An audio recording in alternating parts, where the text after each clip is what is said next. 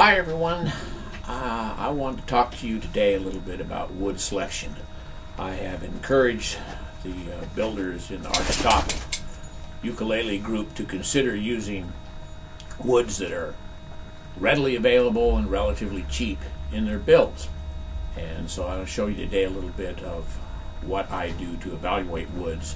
I've scoured my shop and have some examples here of some common tone woods that are used and some other woods that could be good tone woods if you wish.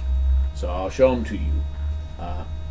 This is the conventional way that you buy luthier grade woods for an archtop construction in a wedge like this. This is Engelmann spruce, and it's split down the middle in a wedge, designed to be book matched like that, joined in the center, and then you carve the top, in this case an Engelmann spruce, out of it.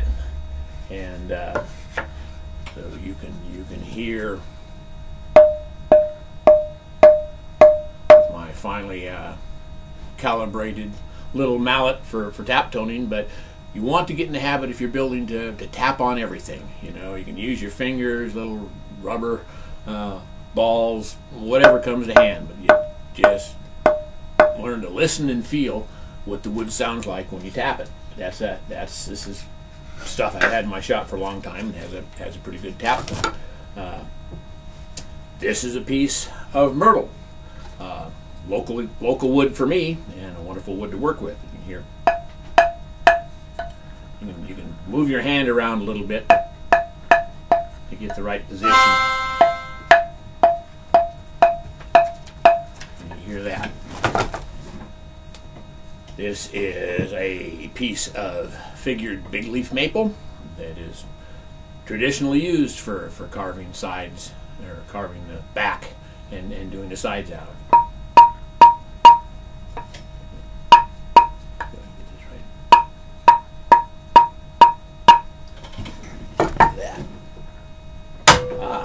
Well, this is koa from Hawaii.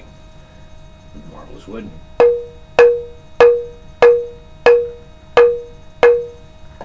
You can hear the differences in the wood depending on the size of the piece. Usually the bigger the piece of the wood, the higher the pitch is a lot of times, although sometimes if it gets long and stuff like this, you'll get overtones and stuff like this. This is a piece of Honduras mahogany, again, a very common tone wood.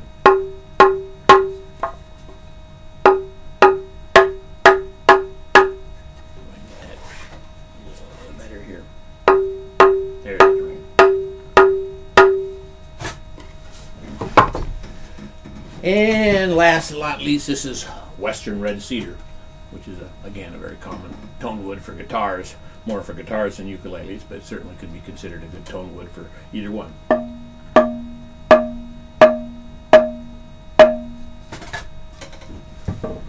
Now for some woods that may not be common choices, to throw some alternatives. This is a piece of Brazilian cherry. Very pretty wood, kind of reddish in color with some light figuring. Relatively dense, but would work well for sides and back. And this is a piece of aromatic cedar.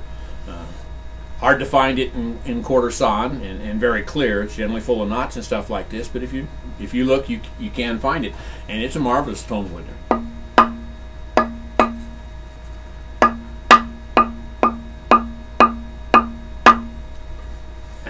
Try some builds out of that one of these days. Here's a very indigenous wood for the Pacific Northwest. This is Douglas fir, and there's been a lot of mandolins made out of this that are very lovely sounding. It's a very stiff wood, a little harder and denser than spruce, but it's got a lovely tap tone. Hear that? Rings like a bell. So that's kind of just get in the habit. If you want to know what's good tone wood, pick it up and tap it. Use your hand, or let's say another piece of wood. If it rings like a bell, hey, you might have something. You can't always tell. I mean, there are sometimes when woods don't have a real good tap tones, but they can still be made into good instruments. But as a rule of thumb, I like to hear a good tap tone on a piece of wood.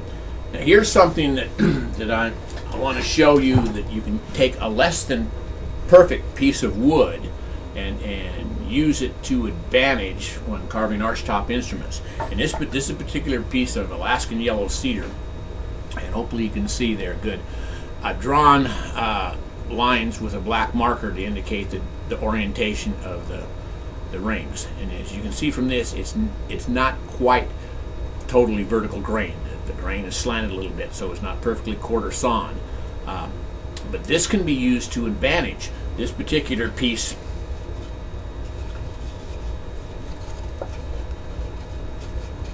was cut in that length, like this. It's not thick enough for me to split in half and do a traditional bookmark, so I'm using a longer piece. So what I'm going to do is open it up like that to join in the center. But the nice thing about that is, get this around so you can see it. That's upside down. Right way here. You can see how the grain forms a V, and that can be used to advantage when the tops are joined in this. The thinner edge over here on the side, as you can see over here, you can actually see when that grain is an angle, it actually in this section actually runs vertically, and when you flip it the way I had there, the grain is oriented in the V shape in a symmetrical fashion. So that's something that can be used to advantage with less than perfect wood. So it's just an idea I'll throw out there, that you can look, if you find a board like this, standard 3/4 inch thick, and again, can't be split, but you can fold it down, cut it in half and fold it down like this, and if the grain is not perfectly vertical, great, you can use it to advantage. That's it for today. I'll see you next time.